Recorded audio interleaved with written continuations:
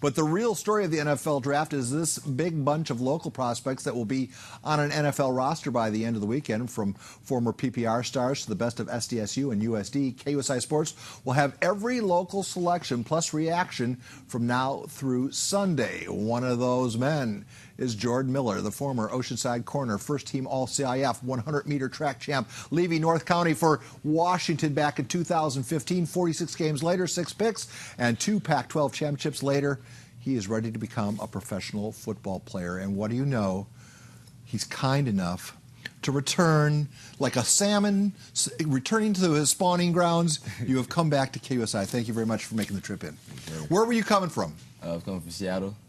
So you stopped here after the airport? Yeah, I came to the airport, went and saw my buddy John at the hospital, and then got some food with my mom's, and then came right here. Very cool. Let's just go quickly over a lot of people were talking about the first pick. Is the kid too small? What do you want to say about Kyler Murray going first to a team that already has a quarterback? Talking about height, I think Kyler's a baller, and a baller's going to be a baller, and I think he's going to do well at the next level.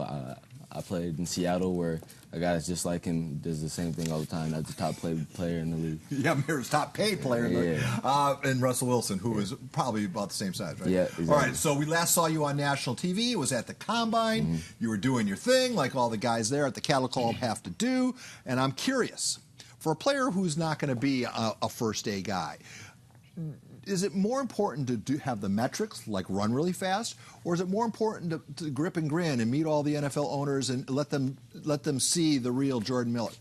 I think it's really a combination of both. Like, they want to see what type of guy you are, if they're going to fit in their scheme personality-wise, but also they want to see how fast you are, if you can move around and compete at such a high level as the NFL, especially being a cornerback like myself, having a guard receiver. All right, I am Paul Rudy, general manager of a new NFL franchise, the PPR Pigskinners. I need a corner. Sell me on why I should take you. Put the tape on, and you'll see what I can do. And also, if you put me on the board, I'll tell you what I know, and I know a lot about the game of football. I think you do. Both you and Elijah Holder are in the same draft class, former Pirates, teammates. I assume you guys were working out together a little bit, huh? That's one of my best friends growing up. We're close family friends. Used to go to his house all the time. I actually started playing football because of his older brother, King, who played at Oceanside. And I played with those guys all through high school, and they kind of inspired me to be what I am today. That Pirate experience was pretty important, was it not? Yeah, we're a family. And at the top of that was the big bad Pirate himself, John Carroll, who I believe was in studio not so long ago talking to Brandon Stone about a kid named Jordan Miller. Take a listen. Corner speed kills, and as well as height.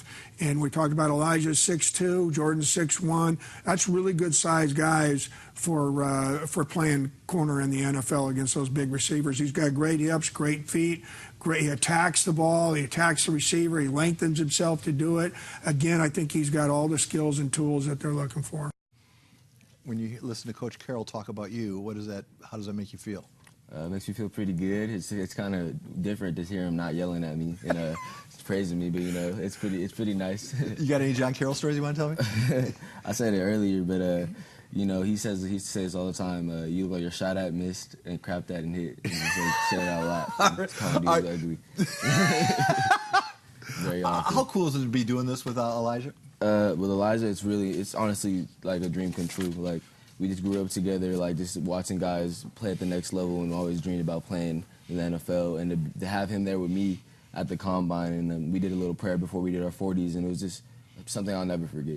We've had a lot of moments in our life together, and that's like one I'll never forget. It's a strong bond we had. Whenever Coach Carroll gets on me, which is frequently, and I need to get him off my back, I bring up his last game as a high school football coach. You were on that team, who, oddly enough, the kid from Folsom was going for the CIF passing record. They ran it up, kind of, let's say, less than sportsmanlike, but they were going for the record, so I understand it. That kid became your college teammate. His name is? Jake Browning. And how well are you guys in touch? I mean, he's one of my best friends. One of my best friends. So does it ever come up with you two? It definitely comes up a lot. Matter of fact, he posted a post when we right around the time we first got there, saying throwback to when we beat Jordan's team 50 this whatever. You know what I'm saying? He does it all the time. How would you assess his collegiate career? Oh, he had a great career. He plays real well, and I'm glad at least it showed that he was good back in high school and he was good in college too. Very well. Yeah. As a guy who had made the all-academic team in the Pac-12 not once but twice, correct? I'm interested, you define what a student athlete is. You excelled on the field, but you also excelled in the classroom. Bravo, bravo, bravo. A lot of people are saying the NC2A, the model is broken, the kids should be paid. Some people even say, why go through the facade of having them even go to class? You say...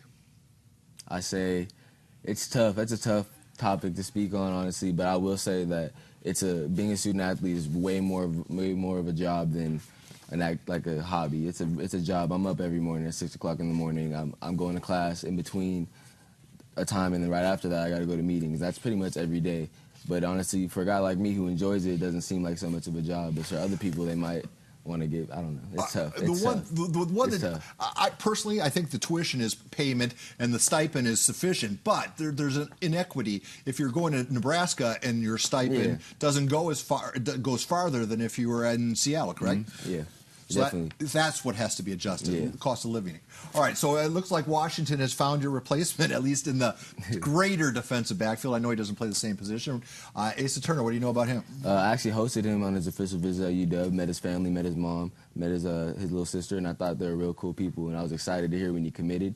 He actually decommitted on signing day and almost went to Notre Dame. I was kind of mad about that, but he made the right choice, and I actually saw him a couple weeks ago training down there during his first week of spring ball. You ever talk to him about that? Was just like... Nah, man, it's his future, you know, and it's a tough choice. You know, everyone has to make that tough choice, and you want to make sure he makes the best decision for himself. And I'm glad he chose Washington, and he won't regret it. If it's anything like your experience. Yeah. All right, so you're sitting around now waiting for the phone to ring, right? Yeah. What would you prefer? If it gets deep in the draft, would you rather be a 6th or 7th round pick? And I'm just throwing numbers out. Yeah. Or is it better to be a free agent who can sign with a team that you know needs a corner, maybe you know a coach? Which, if it gets past, say, the 3rd round, is it better to be drafted late or an unrestricted free agent? I mean, to be honest, that recognition of being picked in a round would probably feel a little better to me, but. In all honesty, also, I know that whether I get picked or not, I'm going to go in and work as hard as I can to go make a squad, and that's the only thing that really matters at the end of the day. You remember the PPR at all? Yeah, of course. You still follow us? Yeah, I follow you guys on Instagram. So, like, when you become a big NFL star, you're not going to pull Reggie Bush on me and become a big-timer. You're going to still answer my calls, right? I'll never. I'll for sure answer your calls. Jordan Miller, everybody. We hope that phone rings for you bright and early tomorrow. All right, that concludes our conversation with Jordan Miller. Please, let's send it back to the news desk.